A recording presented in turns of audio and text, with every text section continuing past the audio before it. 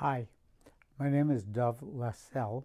The first talk is about why you should save. I am sure that most people have heard that they should save. So let's spend a few moments trying to explain or to understand why exactly we should save money.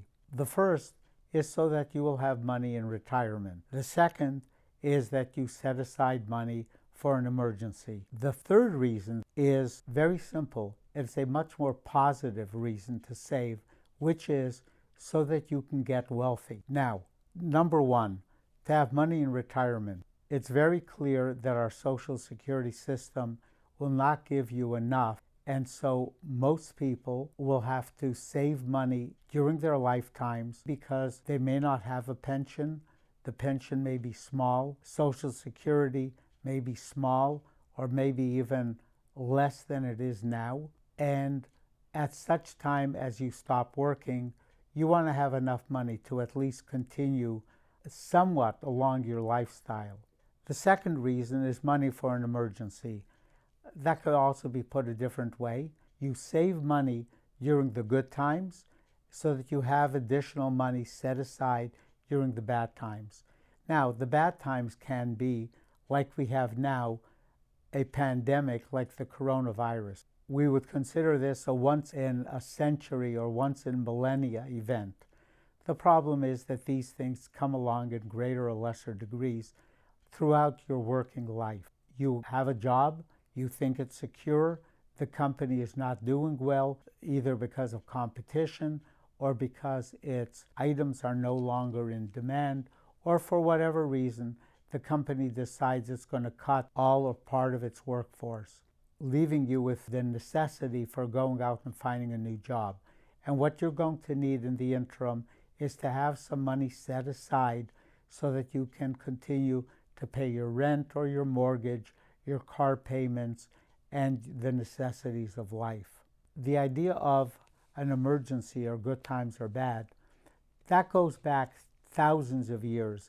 This has been a steady part, a regular part of the human existence for years.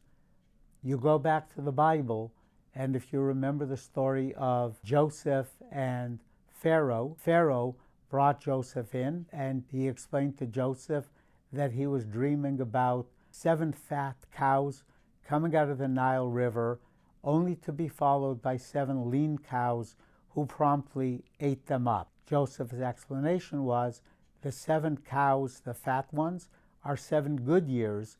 The 7 lean cows are 7 bad years. This goes back 3,500 years plus, and things have not really changed, only now we don't talk about the cows.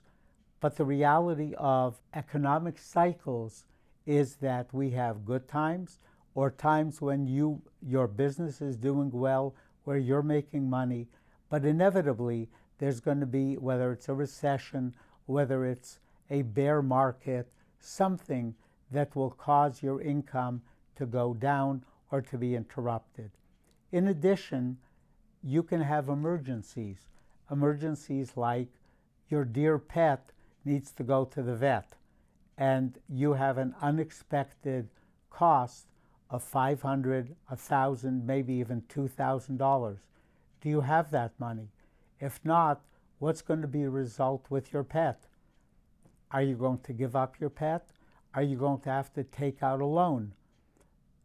Also, if you have a house and the water heater goes out, or the roof needs repair, whatever it is, these unanticipated expenses come all the time. They may not come this year or next, but they will come. And everybody that's listening to this knows that that's in fact the case. These are 2 reasons to save money. The first one, retirement, is a long-term prospect. You need to start as soon as you can and save and invest, because your retirement may not be for another 20, 30, or, as for me, 40 years down the road. The emergencies, that's really for short-term savings. That money you may end up using every few years, and that needs to be replenished. third reason is a much more positive one, which is to get wealthy. I grew up in a family that was not wealthy in the least. My parents made enough so that we had a roof over our heads and food on the table and not much more. I had cousins, children of aunts and uncles, who were wealthy. And for these cousins, their wealth was going to be handed to them as a trust fund. They would inherit plenty of money from their parents without having to do much. For me, that was not the case. So I decided if I wanted to have that kind of freedom, that at some point I should have money to be able to do stuff with more than just live on bare necessities, that I would have to create my own trust fund.